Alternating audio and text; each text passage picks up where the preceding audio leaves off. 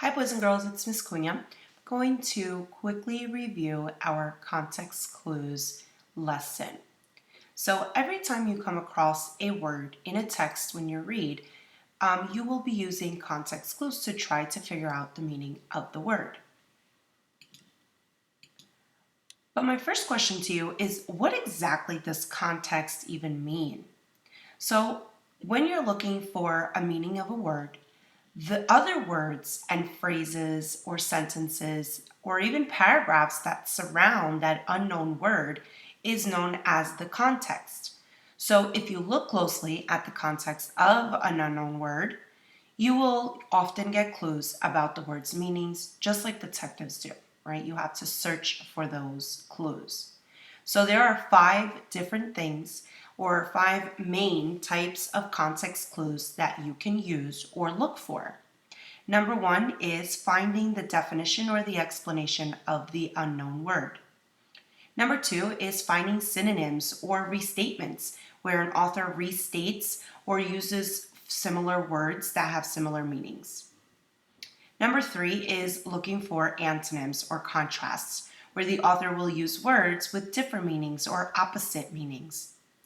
Number 4 is looking for examples throughout the context of the word. And then number 5 is making an inference, making an educated guess based on your prior knowledge and what you've learned from the reading. So here comes another acronym. These 5 things that you can think of when you're looking for context clues, you can remember the acronym IDEAS.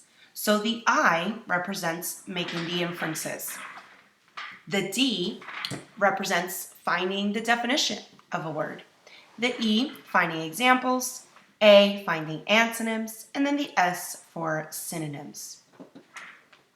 So now let's take a closer look.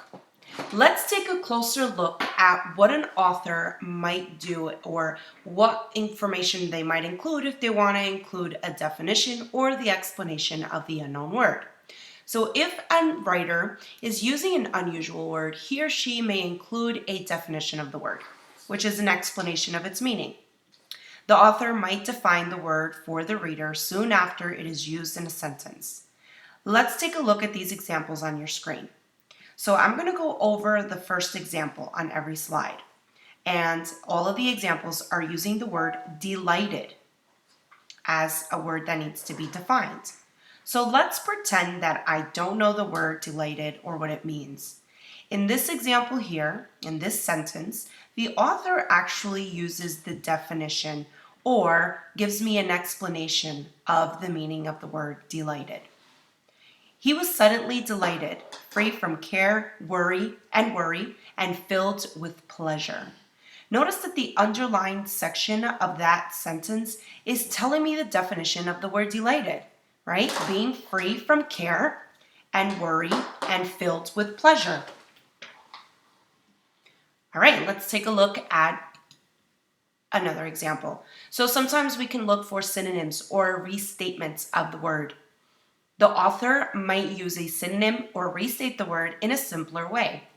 If a synonym is used right after the unfamiliar word, it is often separated from the rest of the sentence with commas, dashes, or parentheses. So that's important to know, right? So if there is a synonym, usually it's right after the word, we will see a comma, a dash, or parentheses. And you can see that in the examples below.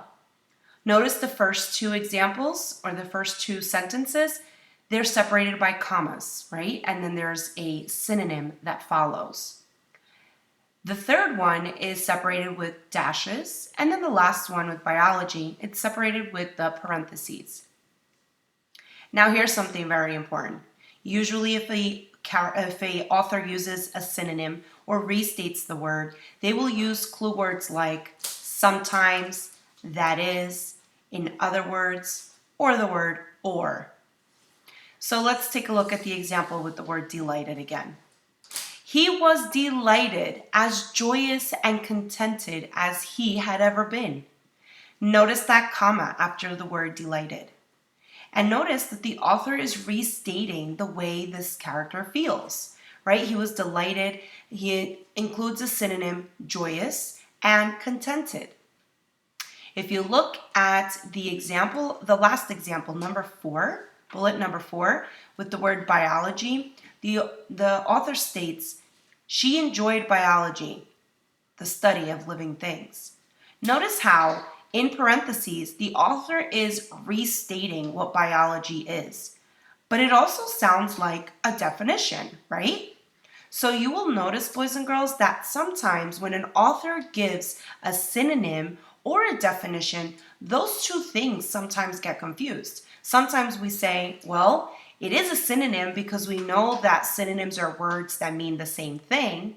But we can also kind of say, yeah, that's kind of the definition of the word also, right? So that's why synonyms and definitions sometimes get mixed in. And that's okay, as long as we're finding clues and understanding the meaning of an unknown word. That's all that matters.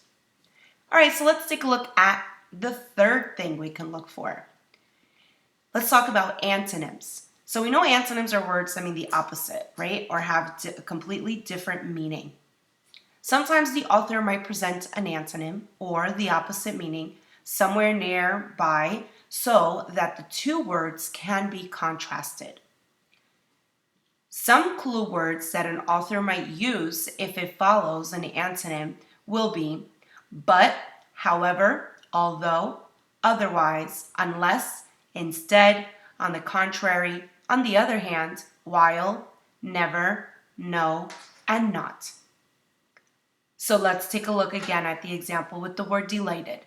If you notice in pink, we have one of the clue words, right? They both actually do, right? Both those examples. So it uses the word but. So when we think of that, it's kind of showing the difference, right, between two things.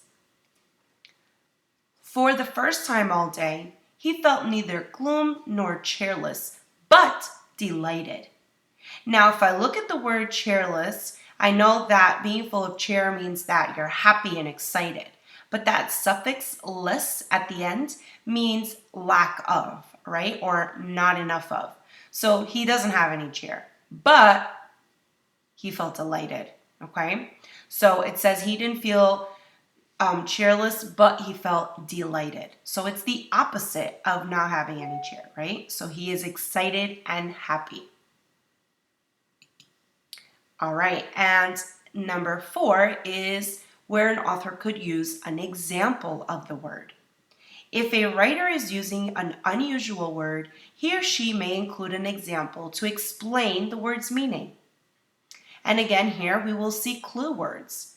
So some clue words to show that an author might be giving an example are, for instance, such as, or of course, for example. So let's take a look again at the example with the word delighted.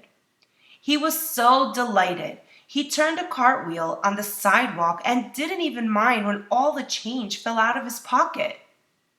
Now, in this example, they actually do not use any clue words, right? They don't use for instance or such as or for example. However, as a reader, we can tell that that last part of the sentence is giving us an example of what someone might do if they're delighted. So he's doing cartwheels on the sidewalk and change is falling out of his pocket and he doesn't even care, right? It says that he doesn't even mind. So he's pretty excited. If you look at the next example with the word amulets, notice how they use the clue word such as. So let's read what that says. The archaeologists found different amulets such as a rabbit's foot and bag of herbs near the ancient altar. So in this example, they're actually listing examples of amulets, right? So they're like artifacts. And then we come to the last clue that we can use. Now, inferences, we hear this word inferences a lot, right? Making inferences. Make an inference on what you think the character is feeling or what you think the word means. So when we make inferences, it's basically taking an educated guess, right? When we make an inference, we're making an educated guess based on information that we have either read about or something that we know, right, from our prior knowledge. Sometimes the word is not clarified in the same sentence. The reader must look for clues and make connections to their own experience or what they already know about the topic by making an inference. So let's take a look at the example for the word delighted again. He was so delighted to be voted as class president. He felt like a kid in a candy store. Now, let's talk about this. Let's say I don't know the word delighted and what it means. If I make an inference based on these two sentences that I'm reading, I can think to myself, well, if he was voted as class president, that means that he was running to be class president, right? Which, based on what I know, if someone is running to win, in this case, becoming the class president, he probably wants to win, right? If not, he would never be running. So how might someone feel if they were trying to achieve something and they actually achieved it? Probably excited, right? Probably very happy and content. The next sentence gives me a couple of clues too. It says he felt like a kid in a candy store. Now, that's a saying that I'm pretty sure you've heard of before. And sometimes when we say that, it's basically trying to say that you're so excited you don't even know what to do with yourself, right? Kind of like a kid in a candy store. Imagine a little kid going into a candy store and seeing all that candy and thinking of being able to have anything he or she wants. They're going to be very excited, right? So that leads me to make the inference that the word delighted means to be very happy or excited or just full of joy, right? So I hope, boys and girls, that you are able to look for some of these things when you're reading and you come across a word that you don't know. So ask yourself, if you ever are reading and you don't have a dictionary handy, or you can't use a dictionary, like if you're taking an assessment, think of the word or the acronym IDEAS. Look to see if you can make an inference. Look to see if the author gave a definition of the word. Look to see if the author gave any examples or antonyms or synonyms of the word.